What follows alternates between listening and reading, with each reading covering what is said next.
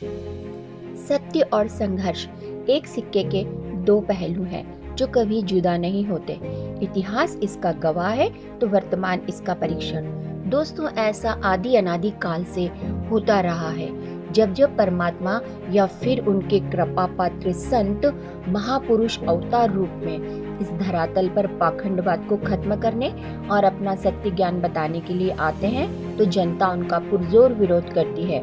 आज हम इस वीडियो के माध्यम से आपको बताएंगे कि 600 वर्ष पहले कबीर साहेब जी का उस समय के हिंदू व मुस्लिम धर्म गुरुओं ने किस प्रकार विरोध किया था।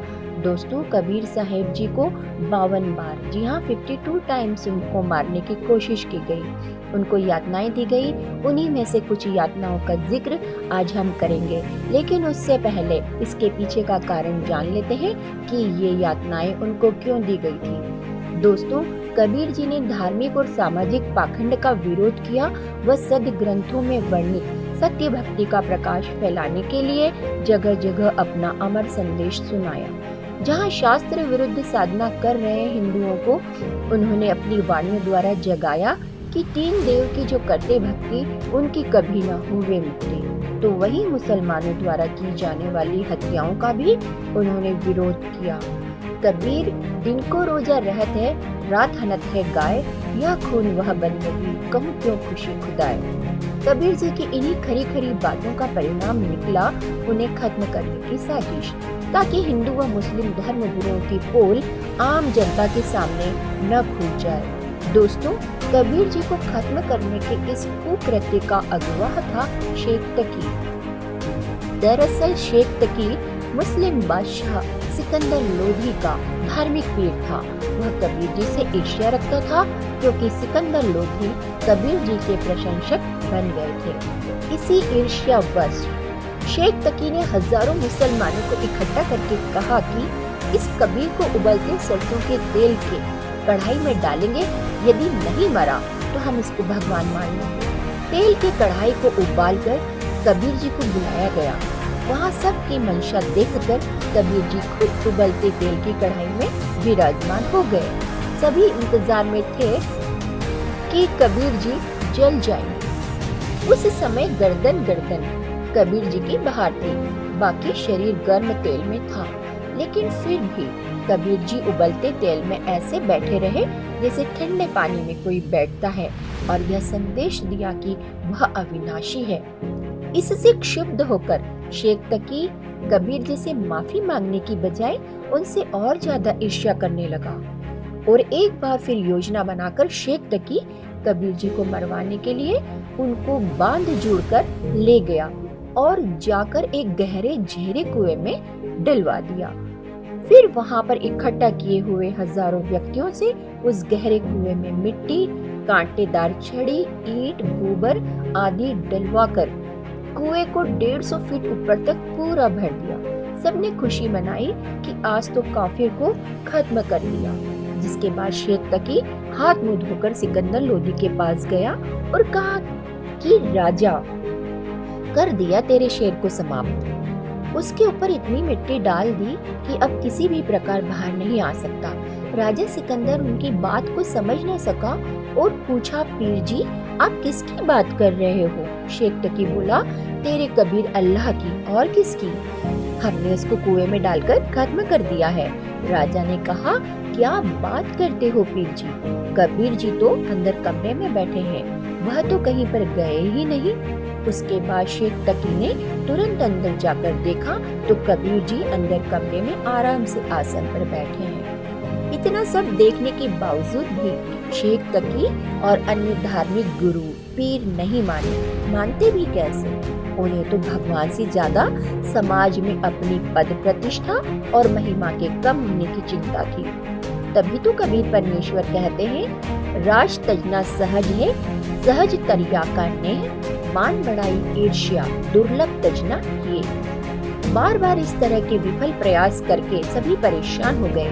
फिर उन्होंने एक साजिश और रची। कि कबीर को तलवार से काटकर उसके टुकड़े टुकड़े कर दो। शेख तकी ने इस कुकृत्य के लिए कुछ गुंडे तैयार किए और देर रात्रि जब कबीर जी सो रहे थे तब शेख तकी उन गुंडों के साथ वहां आया और उसने कबीर जी पर बेतहाशा तलवार से वार किए, लेकिन तलवार कबीर जी के शरीर से आर पार निकल जाती।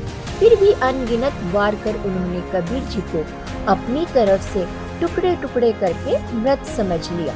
लेकिन समृद्ध को कौन मार सकता है। जब शेख तकी और वो गुंडे चलने लगे तो कबीर जी ने पीछे खड़े होकर आवाज लगाई कि शेख तकी, आज कुटिया पर आए हो तो दूध पी के ही जाना।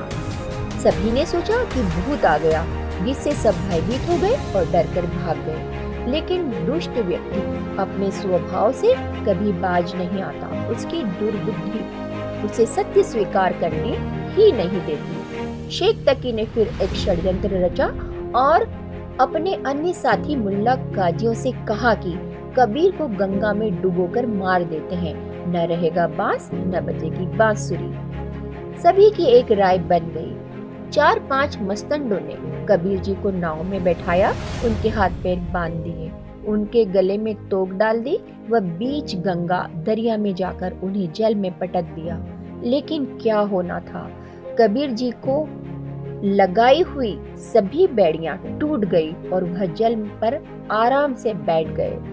जिसके बाद शेख तकी ने आदेश दिया, इसे पत्थर मारो, बचना नहीं चाहिए आज। सभी लोग उस मूर्ख शेख तकी के बहकावे में आकर अपने ही परमपिता के ऊपर पत्थर बरसाने लगे। पत्थरों से बात नहीं बनी तो तीर मारो, और जब तीरों से भी बात नहीं बनी तो 4 पहर तक तोप के गोले उस परमात्मा पर बरसाए गए। इससे भी उन अक्ल के अंधों को ये समझ नहीं आया कि ये परमात्मा है, अविनाशी है, इनके पैर पकड़ लें। इस बारे में गरीबदास साहेब जी लिखते हैं कि गरीबदास उस पुरी में सबकी बुद्धि का नाश। अतः इस पर भी शेख तकी ने कबीर जी की समर्थता को स्वीकार नहीं किया और एक बार फिर नई योजना के तहत कबीर जी को मारने के लिए खूनी हाथी के सामने डाल दिया गया ताकि उन्हें कुचलकर खत्म कर दिया जाए। हजारों की संख्या में दर्शक चारों तरफ देखने के लिए बैठ गए, लेकिन पीलवान ने जैसे ही हाथी को कबीर जी की तरफ बढ़ने का संकेत किया, कबीर जी ने हाथी को शेर रूप दिखा दिया, जिससे हाथी भयभीत होकर भाग गया और शेख तकी की यह योजना भी विफल हुई। इन सभी घटनाओं से शेख तकी व अन्य हिंदू मुस्लिम धर्म गुरुओं ने सोचा, क्या किया जाए कबीर का, यह न मारने से मरता है न ज्ञान में हमें आगे देता है, इसने हमारा जीना हराम कर रखा है। सब ने सलाह की कि कबीर को बेइज्जत कर दो, अपने आप भाग जाएगा।